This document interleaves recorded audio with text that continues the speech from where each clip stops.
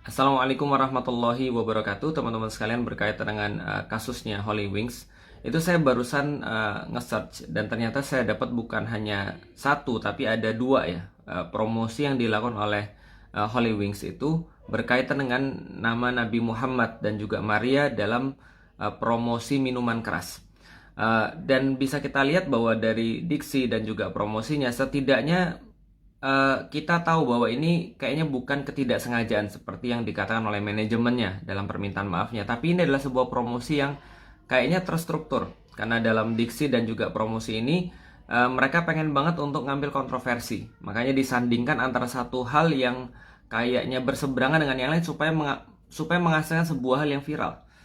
Misalnya contoh ya kayak tadi, minuman keras disandingkan dengan tokoh religius yang saat ini ya tentu saja kalau di dalam Islam Nabi Muhammad, kalau di dalam agama Kristen misalnya Maria misalnya, karena kan jarang orang yang namanya Yesus. Nah, karena itulah kita bisa tahu teman-teman sekalian bahwa hal ini itu ya disengaja gitu loh, maksudnya penghinaan, caci maki ataupun segala macam penistaan agama itu disengaja di Indonesia sekarang. Kenapa? Karena tidak ada tindakan daripada pemerintah ataupun pihak yang berwenang untuk membuat orang-orang kayak gini kapok. Sehingga kalau kita bicara tentang Islamofobia, orang-orang bilang bahwa Islam nih bikin kekerasan, Islam ini penuh dengan kebencian. Mereka nggak sadar bahwasanya yang mulai selalu tuh bukan kaum muslimin. Baru-baru ini kita lihat di Singapura juga sama. Ada orang promosi bikini dengan nama-nama Allah, nama-nama ayat-ayat Al-Quran dan seterusnya. Ini kan sangat menyakiti. Orang-orang muslim itu di mana-mana diem. Cuman mereka itulah yang seringkali diprovokasi. Nah, ketika mereka merespon dengan keyakinan mereka, dengan iman mereka, mereka menyatakan pembelaan terhadap Nabi Muhammad, mereka menyatakan pembelaan terhadap Islam, maka mereka dibilang hate speech, mereka dibilang radikal, mereka dibilang kekerasan. Sekali lagi teman-teman sekalian, kasus-kasus semacam ini, Holy Wings ini cuma salah satu contohnya. Bahwasanya ada kelompok-kelompok yang mereka ini bukan kelompok beragama. Kita nggak bilang mereka dengan agama tertentu. Kenapa? Karena mereka ini adalah kelompok yang membenci agama dan mereka menjadikan simbol apapun untuk menyerang agama. Dalam kasus ini adalah mereka menjadikan nama-nama tokoh-tokoh religius untuk disandingkan dengan minuman keras. Karena mereka itu nggak mungkin atau sulit sekali atau kecil kemungkinannya. Seperti kalau saya promo, saya bilang gini, siapa yang beli hijab nanti siapa yang mau masuk Islam nanti saya kasih hijab misalnya. Itu kan adalah sesuatu yang sangat sulit. Dia pengennya cuma viral doang. Dia pengen cuma terkenal doang.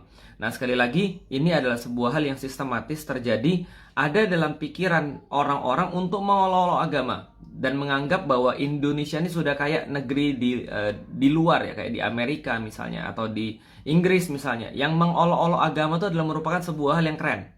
Yang mengolok-olok agama itu merupakan sebuah tanda kemajuan, yang ketika dia tuh menghina-hina agama tuh merupakan tanda kemodernanan gitu loh, maksudnya modernitas gitu kan ya. Nah, ini adalah yang terjadi di luar. Karena kenapa? Karena sekali lagi pihak yang berwenang dan pemerintah itu tidak bertindak tegas terhadap perkara-perkara kayak gini. Karena itulah ini bukan akan yang terjadi yang terakhir kali, akan ada lagi yang lain. Karena orang-orang yang punya pikiran kayak gini tuh banyak, dan ketika didiamkan bahkan kemudian ditambah dengan narasi Islamofobia, maka mereka mengatakan bahwa Islam ini memang layak untuk dijadikan sebagai bahan bulian. Jadi mereka seolah-olah berpikir bahwa ya ini sudah benar, bahkan ini adalah sebuah tindakan yang harus dilakukan. Nah, ini yang kemudian perlu kita sorotin dan mudah-mudahan kita menunggu tindakan tegas daripada pihak berwenang dan pemerintah untuk melakukan hal-hal yang membuat kapok ya terhadap orang-orang yang melakukan kayak gini. Karena ya kalau misalnya mau nunggu orang-orang muslim untuk bereaksi, nanti ya dibilang kayak tadi lagi, radikal lah, kekerasan lah, lalu kemudian segala macem lah. Tapi yang berwenang tuh nggak berbuat apa-apa gitu loh maksudnya. Jadi kayak misalnya ada perselisihan di antara anak-anak, tapi orang tuanya kemudian nggak berbuat apa-apa, tapi malah nuduh anaknya radikal, nuduh anaknya penuh dengan kekerasan. Ya, kenapa orang-orang muslim itu harus berbuat? Kenapa orang-orang muslim itu harus bereaksi? Karena yang berwenang tidak bereaksi gitu loh maksudnya. Wallahualam bishawab teman-teman sekalian, semoga kita bisa mengambil pelajaran bahwasanya selama ini isu bahwasanya orang-orang muslim itu penuh dengan kekerasan, orang muslim itu penuh dengan radikalisme, ekstremisme, itu hanyalah sebuah hal yang ya khayal ya. Ternyata kita lihat yang diprovokasi itu justru orang-orang muslim. Selalu dan selalu. Dan mungkin nggak akan berhenti sampai dengan cuma kasus ini.